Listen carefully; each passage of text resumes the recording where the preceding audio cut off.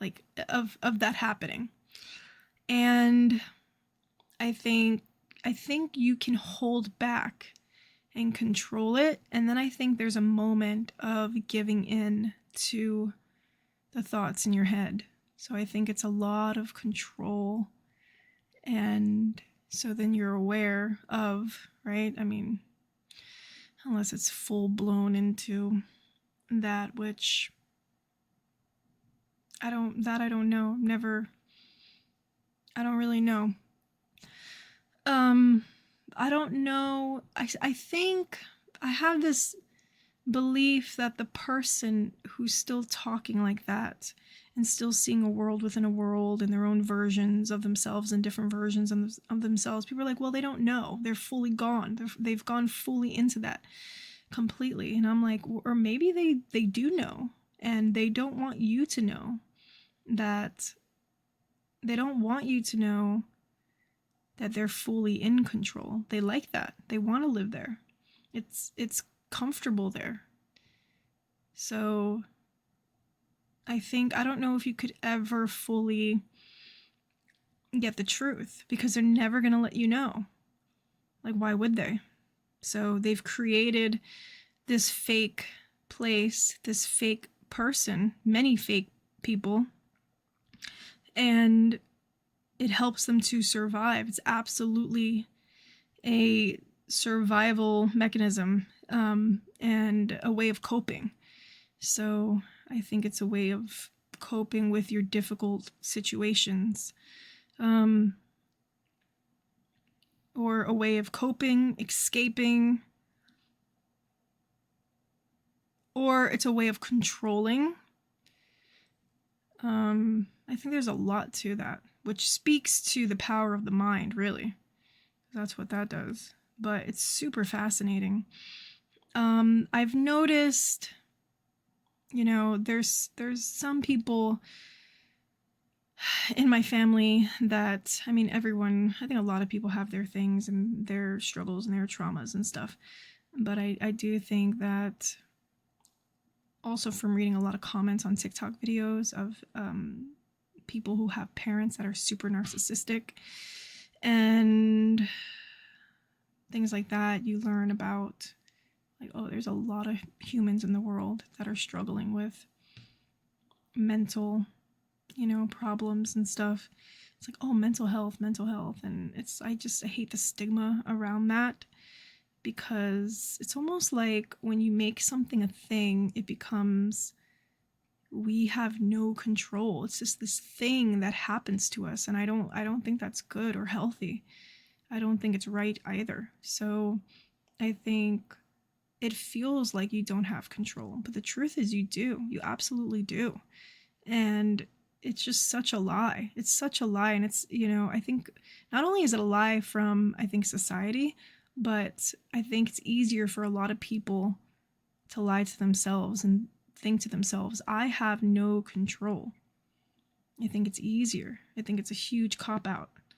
And it's like, well, you do have control. It's like, but maybe the darkness feels good. Maybe it's comfortable. Maybe it's familiar.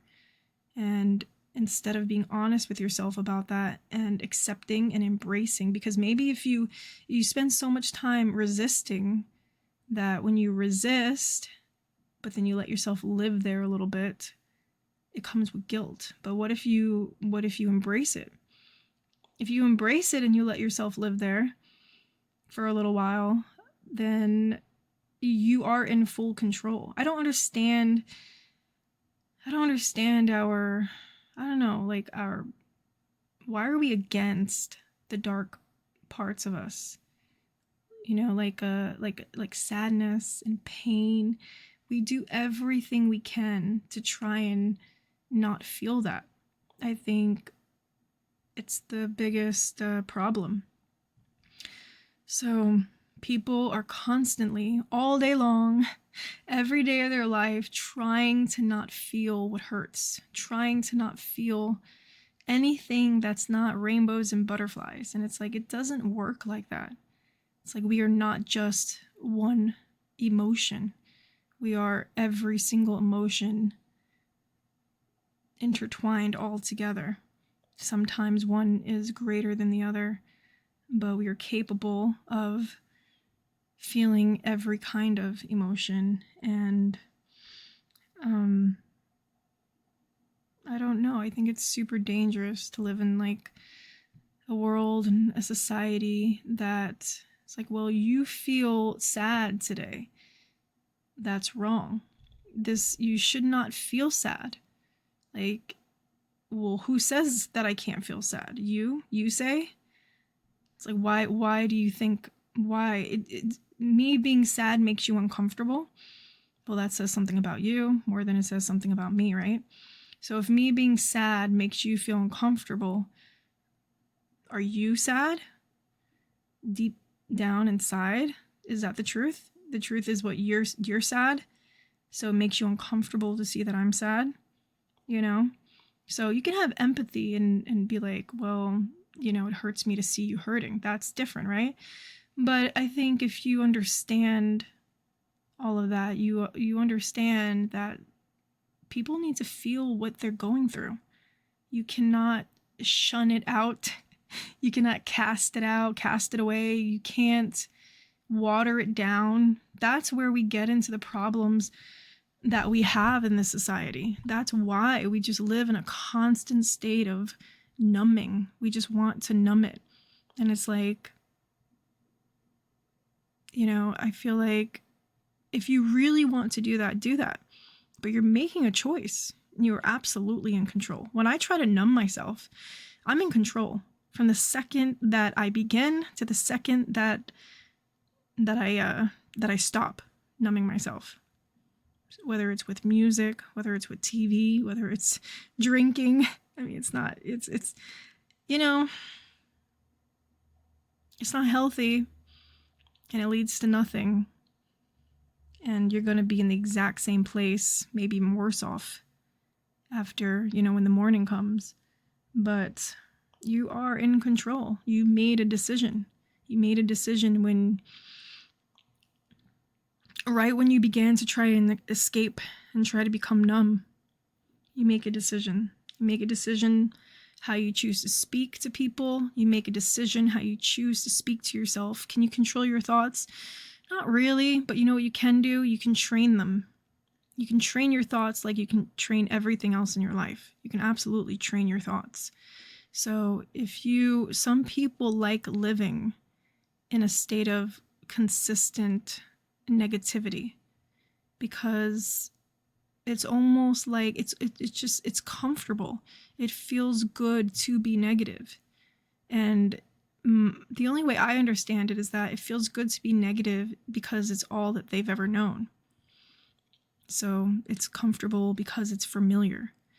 So, you know, thinking, no, I actually am good enough. I'm actually beautiful. I'm actually, you know, a worthy human being. It's, you know, it's like, no, that's a lie. That's not the truth. That's a lie. Well, why do you believe that's a lie? Somebody told you that. Somebody absolutely, you know, imprinted that into your subconscious and into your being, that you cannot see the truth. You see their lies. So the real battle is, I think, reprogramming your mind to really think and see the truth. Because that's not the truth. The truth is that nobody's perfect, but everybody is worthy. So also, I think like our search for perfectionism that doesn't exist. It's like, I'm only enough when I reach this level and this point. Ambition is good, you know. I guess I don't even like to say it like that because it's just the way I've always been. But, you know, I'm ambitious, I think, with anything that I want in life or what I want to do in life. And I don't even know, is it called ambition? I don't know. I don't know. I think it's called being human. I think we like to feel accomplished.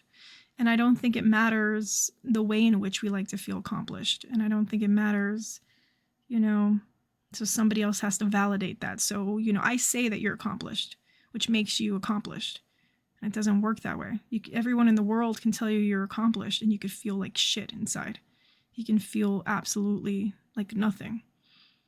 So what matters is that you feel accomplished as a human being, you know? But yeah, I think every single person has thoughts that they think every single day. When those negative thoughts come in, you have the choice to listen and to believe that thought, or you have the choice to completely swipe it away. People have so much control over their careers, over their finances, over their relationships. They have boundaries, they have rules, control, they have expectations, they have standards, yet to their own mind, they have no control. They're so easily influenced, so easily redirected, so easily persuaded. It doesn't make sense to me. It's like you're your mind, you're your heart, you're your soul. Like that's the only thing that's real. And you don't control that. You let somebody else control that. Yet you think you have things in life. You think you have something. It's like you really have nothing. You don't have nothing. If you have that, you have nothing. If you don't have that, you have nothing. You know, oh, you have a nice car. Okay, you have a nice house. You have a career. You know, it's just like, and people are willing to be unhealthy, willing to lose sleep and grind to like their eyeballs hurt. I mean, I'm kind of guilty of that too, to a degree, but not really, because I also try to take time to catch up and I'm fully aware, but people really will, and they don't have to. The thing is, if you have to, you have to, right? You need to feed your family, you have to, but people don't have to. It's like they don't feel like they're enough.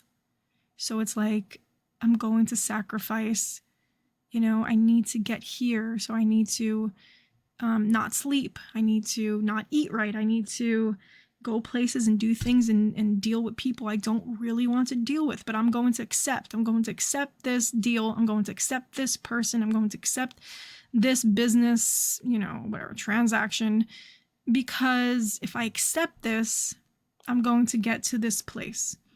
And it's like, you go right ahead and do that. But when all is said and done, after you're done doing that, you're going to have nothing left of yourself because you gave it away little by little, piece by piece. So, people's like, oh, I have no choice. You absolutely do have a choice. It's like you let someone, something, outside influence make you believe that you don't have a choice, you know? And that kind of like bothers me. But so I think to truly become schizophrenic, I think that there has to be a really deep underlying of self-hatred. And what would happen, what would create self-hatred? Insecurity, number one, with self-hatred, with hate, and deep inadequacy. And all of that would stem from a feeling of, you know, worthlessness. So, and also a huge problem with acceptance. So I think our ability to live in denial and not accept our pain and our struggles would create this massive, you know, way of escaping, you know? So, and I think we all do that as human beings, but I think there's a healthy way and level of doing that. And then there's the other side that it's like, you just tip the scales, and people look at people like that and it's like, oh, well, they're so broken. They're so different. It's like, nope. Every single human being, you put that same person under the same kind of traumas and the same kind of situations. It's like you would be able to just as easily slip into that, you know? So it's not that you can never reach that point where it's like, oh, I see it. The door is right there. All I have to do is open it and walk through. It's like you can. You absolutely can. And I think a lot of that it starts in childhood, but also a lot of um, pressures, a lot of like peer pressure and the ability to like do what we don't want to do starts usually like middle school, high school. Your first few experiences with, well, I don't really want to do that, but there's a crowd, people are watching, they're saying I should, and it's like, do you care more about all these people, that are basically strangers? Maybe you have one good friend, in the crowd. You care more about them than your own truth. You're going to sacrifice your own truth to do what other people want you to do because you think you're going to look good to them. You're going to look a certain way to them. You're going to look cool. You're going to look good. You're going to look whatever kind of way, right? Normal. You're going to be accepted, essentially. It makes no sense. So, but you can also trace that back to childhood. So if a child grows up feeling worthless and the two people that brought them into the world told them every day of their life, well, you're not, you're not perfect. You're not beautiful. You're not worthy. You're not strong. You're not talented. You don't have no special qualities about yourself. I think it can be super difficult to find it within yourself to look at the situation and be like, well, I am. You don't think I am, but I know I am. I don't know where that would come from. I think we all have that ability, but the way our parents see us, it has a massive effect on how we see ourselves. So, I don't know. For me, there's things I definitely struggle with. But I think finding music at a really early age kind of created, I don't know, it created a sense of self. It created a sense of I'm me. I'm separate from who my parents are. I don't know really where that came from because it's like that really shouldn't be. A lot of things that I went through, it's like that really shouldn't be. Like I was spoken to very horribly. So it really shouldn't be, but I think finding something that I loved and felt like it kind of loved me back in a way, which is sounds a little crazy, but whatever, it worked. It was like my safe little blanket that I kind of just, put over myself and like got to sleep with some sort of security. So it became that. So also being the oldest and I kind of like looked out for my siblings, you kind of you have somebody else to live for. You have somebody else to find love for. So I think that helped too. Because it wasn't just me and my pain. It was, like I love my siblings. I need to be strong for them. So probably that too. If I was an only child, yeah, it might have been completely different. I might have turned out completely different. So being the oldest and feeling like a mother to them, feeling like a protector, and having to be okay for them, having to be mentally strong for them, emotionally strong for them, taught me, teaches you obviously like selfless love and, empathy and compassion, right? So all of that. But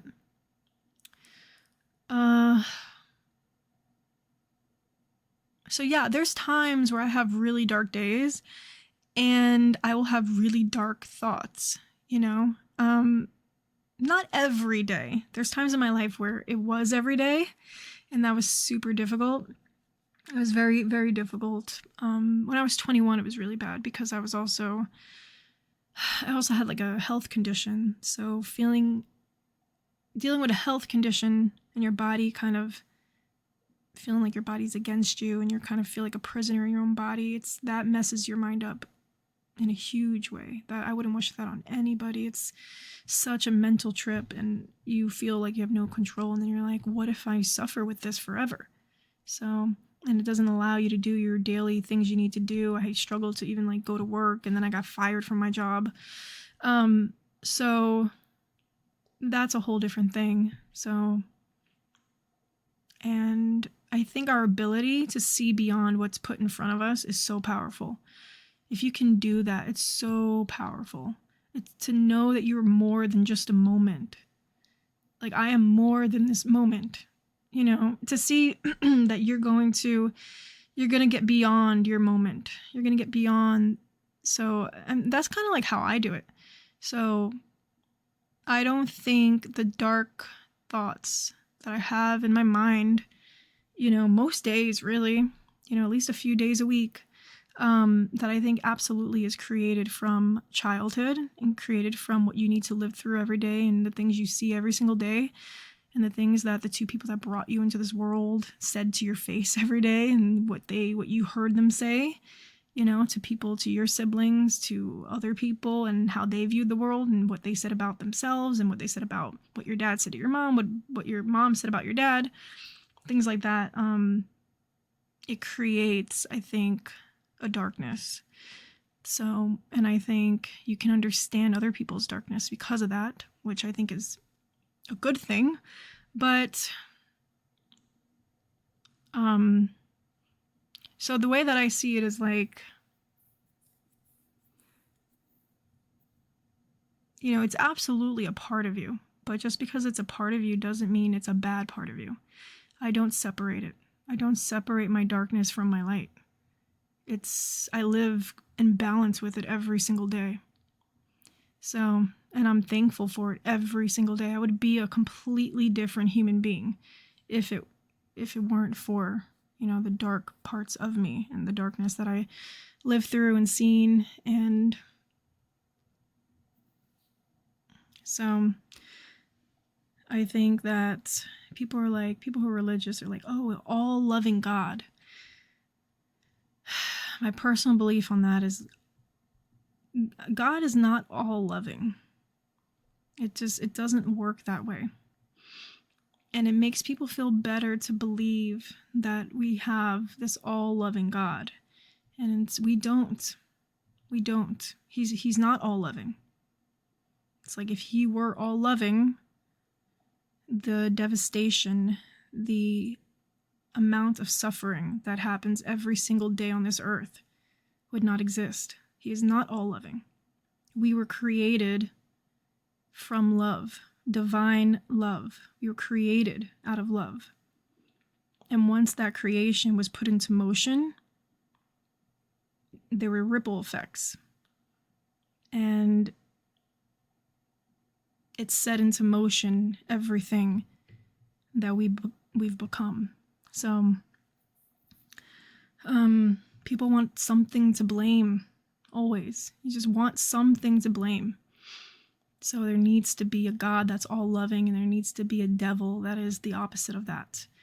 And we were given free will, and this is what we chose to do with that free will. So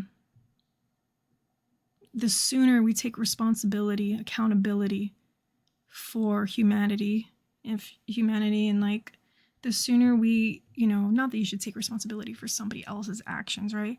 But this is what we've become. We let this happen, you know, during that time when those horrible, unspeakable, evil things were happening. Everyone that lived during that time who did not, you know, stand up and fight or try and make a difference, you let that happen. And instead it's like, let's just point fingers. Let's all just point fingers. You know, well, you did this, and this person did this, and this group did this, and it's like we all did. Everyone, every human being that lived during that time let that happen. Every single person that chooses to not try and do something that's helping everything that's happening now, you're letting that happen.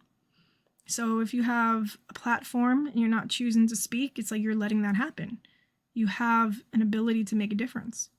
So you don't even need that. So in your everyday life, if you're being a shit person, you're letting evil happen. You're being a shit person. You're contributing to that. And people don't see it that way. When you go to work and you treat people that are just trying to get their damn coffee, you treat them horrible because you hate your job. It's like, what do you think you're creating? You're creating an energy. You're giving that person those dark parts of you, and you're sending that out. You know, you're transferring it to that person. So that person can either choose to not let your darkness affect them, and they can just learn from the way that you're choosing to treat them and be better, take their high road from that. Or they can feel that energy, feel shitty. You just made their day even more horrible. They're going to their shit job as well. They just wanted some damn coffee. And they can maybe treat the next person that they encounter horrible. And it's a freaking, it keeps going. It's a pattern. And it just keeps going, domino effect, until somebody chooses differently. Somebody chooses to take that and say, no, I won't be horrible just because you were horrible to me. Because you're lowering yourself is what you're doing. So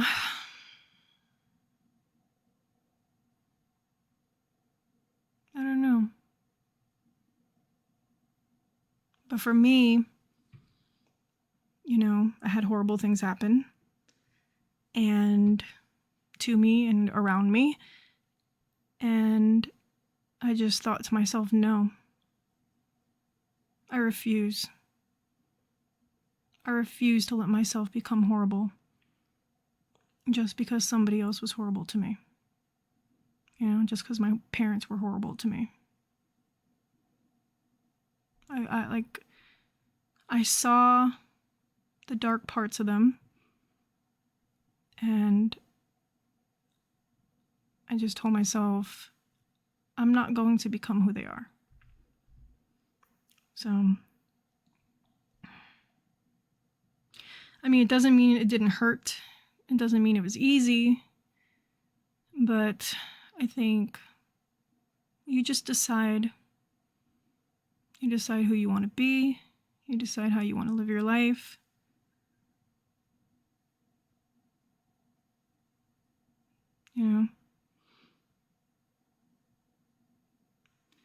But yeah. But I think it's normal to have thoughts like that. Oh, you're shit. You're not good enough. You're never going to measure up. Oh, you think you're going to be successful? You're not going to be successful. You think you are successful? No, look at this person. This person's way more successful than you. And the thing is that you will never ever get ahead. There is no ending. There's no final destination. It doesn't work that way. You will always find somebody else to measure up to. You will always find something else, another level that you need to get to. Because it's external. It's not, it's external, and you're trying to fill holes that are internal, So I think, like he was comparing, he's like, oh, you're never gonna, I don't know what, have a Grammy or be who like Jimi Hendrix and it's like, okay, so, maybe he did. Obviously this song's huge. It's like, maybe he did. And it's like, it still won't be enough, because it's like what you're seeking, nothing externally will ever give that to you.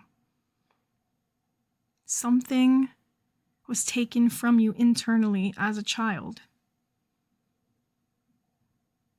Your parents, people that you loved and trusted, took something from you internally so you feel empty. They created holes. They created that emptiness. Only love can fill that. Mostly self-love. Also love from a relationship. Also love from siblings, if you cherish that. Love from friends, having like one or two maybe like really great friends. Whatever you really choose to let, whatever is like that beautiful love that you really choose to let help to heal you. But first and foremost is self-love. To be able to like look at yourself and be like, you see your parents for who they are. You see yourself for who you are. If you take time to really get out of your life and get out of your head, which kind of sounds weird because, and like I'm breathing. Focus on your breathing. I'm here. Like, look, I'm moving my arms. I'm a being, and you really, I think also another way out is empathy. Instead we just create this place and this space where it's, I don't have what they have. Look at them. They're doing so much better than me. Look, oh, they got that so easy. They didn't even really have to work for that. I'm busting my ass. I'm struggling. It's like you live in that place and it's like you're choosing to see only one thing. And it's horrible because you're allowing yourself to become darkness by thinking that way, by seeing other people that way. You don't know. The truth is you don't know. Like, how dare you? You don't know what that person has been through. You don't know the shady, maybe messed up, fucked up people they have around them as they're, like in this place of success. You don't know what they think about themselves or their life or their own success. You don't know anything.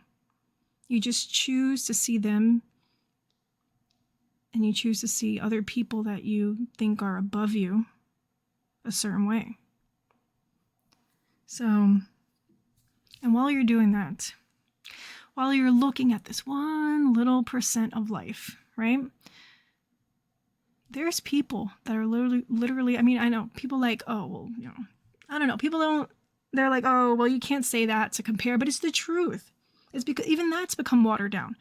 There's people born literally into suffering without the ability to get out. It's like, yes, we have free will. You have free will. That person has the ability to choose whether they smile or not that day, but they're born into starvation. From the time they're born, just being able to eat every day is a struggle. They didn't do nothing to be in that situation. Nothing. They were just born. It's just,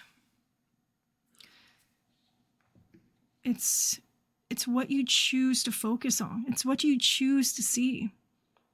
So the amount of people that are in positions where they can help and they do nothing, I mean, it's absolutely choosing to have a blind eye. And it's like, oh, well, what are you going to do? Devote your life to helping? It's like, is there any other better way of living? Is there anything better? It's like, oh, what are you going to do? Devote your life to money? Devote your life to material things that somebody put in front of you to make you care about it? So you can focus on what's not real? This is just like ridiculous. It makes no sense to me. And I'm not talking about convenience or having nice things. Everybody wants that, and that's okay. I'm talking about excess. I don't know. It just doesn't make sense. And usually people are like, well, I don't have the ability to help on that scale. It's like, well, you do have the ability to not be a shit person every day of your life when you walk out your door and treat people with kindness and respect. The amount of people that treat other people horrible, and they're just going to their job every day, usually like service jobs. And just, if that changed alone, the world would be so different. So that's why I'm kind of like interested in watching videos from like Japan and stuff, and they seem to have like a sense of pride in what they do and not treat each other horrible. I don't know. There might be more to that. I don't really know. I probably have to study that more and look more into it. But it seems like it's, just from stuff that I've watched, it seems kind of different. But it doesn't feel good when somebody treats you like you're worthless. I mean, it's not all, it feels shitty, I've been treated like that many, many times, I still am today, in certain situations. Um, it doesn't feel nice. It's for a moment, you absolutely are hurt by it. You absolutely are affected. How can you not? Like, you're human. Of course you're affected. But you have to have the ability to see beyond that moment. And you have to have the ability to be like, okay, so this person, you can only treat somebody like that if you yourself are in pain. It only comes from pain. No matter how, privileged, happy-go-lucky, it's like, oh no, they're just shitty to be shitty. No, it doesn't work that way. So somebody like that is not, you're not all love. You're not all goodness. I mean, nobody is, right? We're all flawed. But your ability to treat somebody else shitty, and they didn't do nothing to you. They're literally they're at their job. Like, they're just trying to earn an honest living. It's like human beings are so weird. We're just so weird. Like, you'll praise celebrities and all these people, and you don't know what they did to get where they are. But you see somebody working day in and day out at a shit job, working their ass off, and they're just trying to do it honestly. They might have kids at home. That might be a mother. She might have kids. It might be somebody trying to go to college, somebody trying to provide for their family. Maybe their parents are sick. The point is that you don't know. You don't care. It's just, so when people are like, oh, we need to go to Mars and we need to do this, we need to do that. And I'm just like, that's amazing. Like, nobody is more impressed with Elon Musk than me. Like, I'm a huge fan. I think it's amazing. Everything he's doing for free speech, all of it, I love, right? I think it's amazing. But there's a part of me that's just like,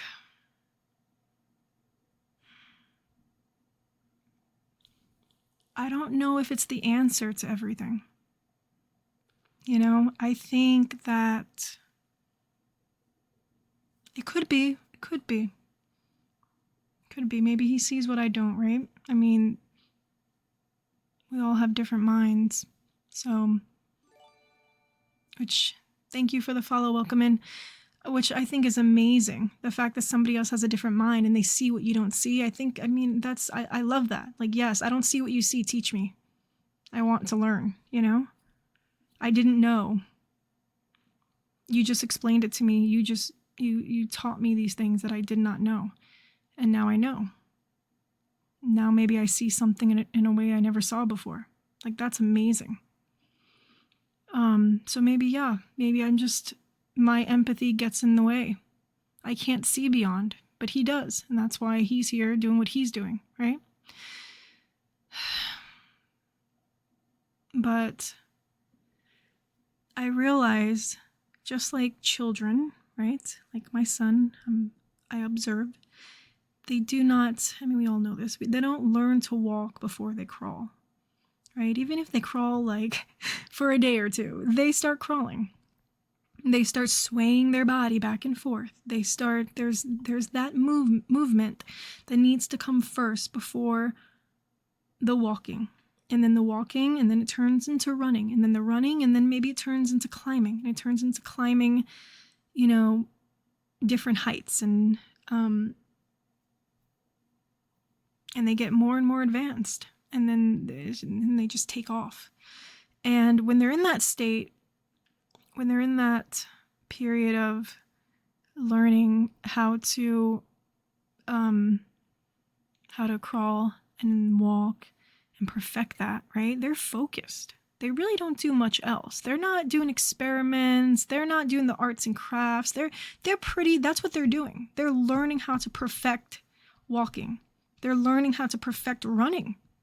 They run a little bit slow. They get a little more confident. I think that humanity is like that. I don't know if we can skip steps. I don't think it works that way, you know?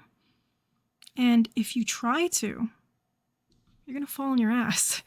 You know, like if a baby tries to run before they've really learned to walk, it's not gonna, they're gonna get hurt. It's not gonna end well. So I think people are like, oh, well, that's how we advance. Yeah, but just because you take, let me think of something. Just because, let me see. I have no good comparisons. Okay, but just because you take, I don't know, let's say a dog, right? And you put a dog in a room with, this is not a good comparison, it's all I got. You put a dog in a room with like the most modern dog toys and tech things, and he's not going to create freaking, a rocket ship or anything. He's not going to create anything. He's still a dog. So, I mean, it might not be a good comparison. We're not dogs. But my point is that I just feel like we have a lot to learn. And we're at the basics. We haven't mastered the basics.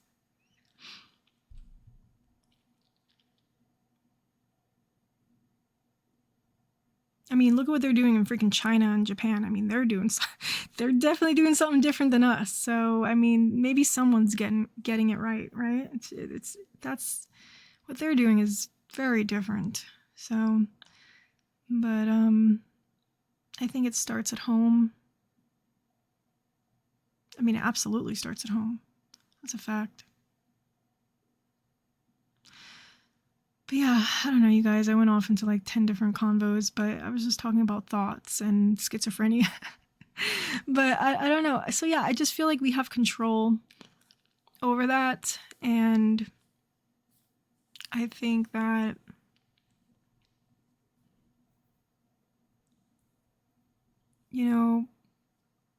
immediately when we think a bad thought, negative thoughts, dark thoughts, you think, oh my God, like that's who I am. Okay, well, I'm going to push that aside, but you don't push it aside. You let it live within you. You let it like fester, you let it become who you are. You associate with it. It's like, well, I thought that, so that's who I am, and it's like, no. Like, think about all the dark things you saw in your life. Think about every negative, horrible thing that you consumed on a daily basis. All the words and sentences that somebody spoke to you day in and day out. You think that's not going to have a psychological effect that's going to burn in you forever? Of course it does. So, and where does thoughts come from? If you want to talk about, I mean, I don't know, this might sound crazy, but Eckhart Tolle kind of talks about this. It's it's almost like an entity. And people maybe, oh, it's demonic. It's, okay, maybe some like possession, right? So if you let yourself become your thoughts, you are essentially letting yourself become possessed by an entity. It doesn't live on the outside. It lives within you. It's internal. But if you let it control you, it's still possession nonetheless. Maybe it looks like it's a different form of possession. So it's easier to believe the bad. It's easier. And then you have to ask yourself, well, why is it easier? If you grew up with that being your normalcy every single day, and you never heard the good things, you never felt the good feelings, the good emotions, the positive emotions, Well, that's why it's easier, because it's familiar. It's what you know. So you need to reprogram your mind, your heart, and your soul to let go of that and to think, think positive thoughts. But yeah, that's what you need to do. So you need to reprogram your mind to understand that everything you saw and everything you heard and everything that was said to you is not normal, and it's not your truth. So that's the barrier. If you can see past that barrier, you can change everything. You can create truth. It's not easy to do, but if you can do it, it's a good thing. But yeah, I am not light every single day. I am not positivity every single day. I don't feel strong every day. I don't feel strong every hour. Never mind a day. You could wake up feeling amazing. You just feel good. You just feel like you're just, 2 hours later, something could happen, someone could say something, and you just let it affect you. You let it consume you, and you no longer feel strong. You feel shitty. You feel weak in that moment. So, but it's important to understand that it is just a moment, and it is just an emotion. But if you're on the outside observing the emotion, then you realize that you have control. If you let yourself become your emotions, you lose control. You don't have control. So the mind is very, very powerful. It's where we can go with our minds is boundless. And nothing would surprise me. Nothing that anybody creates in the mind would surprise me. I think we have yet to fully even understand even 5% of that ability. So, and there's so much there, so much interesting stuff there. But for me, I've had to work on it, but I absolutely am my darkness. And I have zero shame for that. I don't think it's anything to be ashamed of. So I don't see life at all times through a lens that is happy and light and love.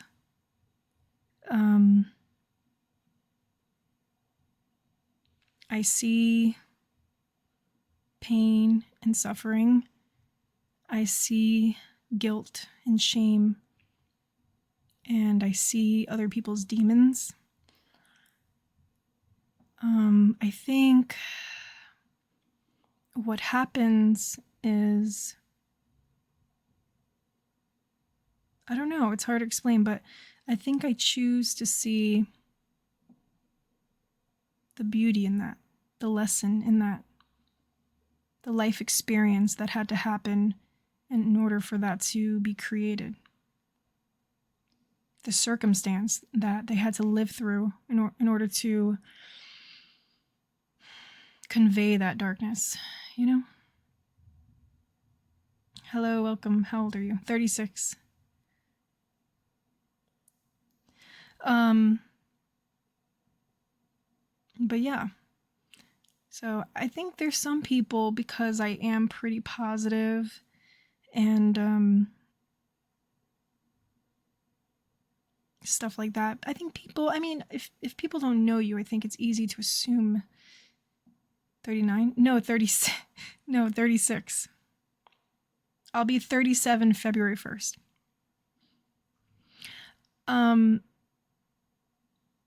But yeah, people assume maybe, and it's understandable, but I really think, I don't know if you can not understand darkness and truly kind of reflect light, you know, and try to like be light or give light or be a positive person and try to give positivity to others. And I don't know. And I mean, I don't know. I think most of us, I think everybody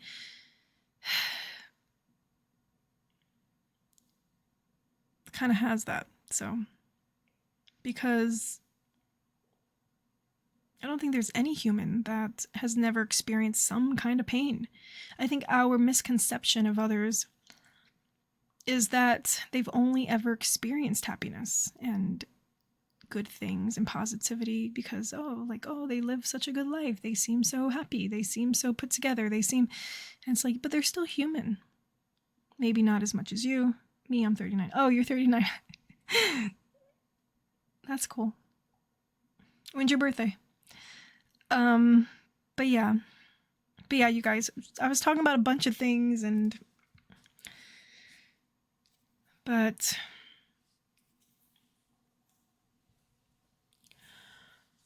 I don't know what time it is. I'm getting hungry. Oh my gosh. Okay, no more talking. I'm banning myself from talking. It's 11:28, you guys. What? How can I talk so much? Oh god. Anywho, let's watch a video. Let's watch something, and then I'll end stream. I'm gonna be streaming a few times this week. I don't know what days. Maybe tomorrow, maybe not. But a few times this week I'll stream, you guys. ASMR, and then maybe we'll do some ASMR, and then maybe just chatting. Who knows? Depends how I feel. Depends how chat I am. But hello, welcome. How are you doing today? How's life? What did you want me to watch? Asking all them questions. If you want a funnier, lighter video. How funny though? I'm not really into funny videos, you guys. I'm like, God, I have really no sense of humor. I have a sense of humor. It's just a little different. Merry what? Merry Christmas? Let's see what videos. Let's see if I can find some stuff.